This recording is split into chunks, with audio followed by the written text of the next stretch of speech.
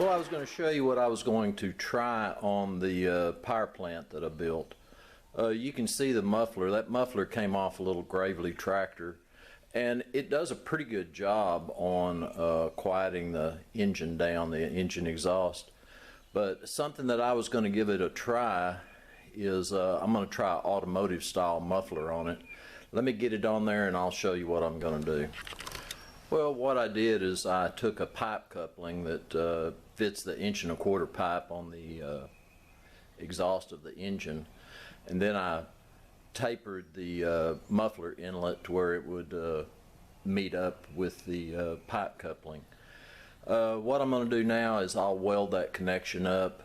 On the outlet, I've got a little turnout I'm going to put on there, and I'm also going to put a baffle in that turnout. I know sometimes just putting an auto muffler on a small engine doesn't necessarily quiet it down very much, so I want to have that baffle in there so it kind of restricts the exhaust. Well, I was really surprised how much quieter it was with this muffler. What it is, it's a 2½ inch turbo muffler, just a cheap muffler, not a real expensive one. Got it for about $20.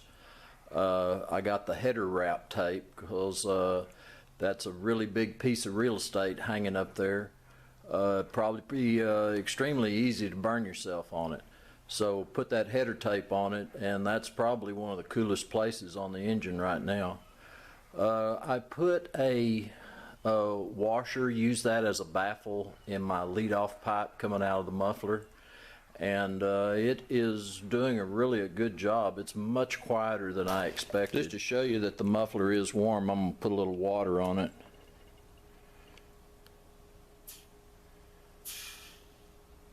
I think you could hear it sizzle, but I can still touch the side of the muffler, and but anyway.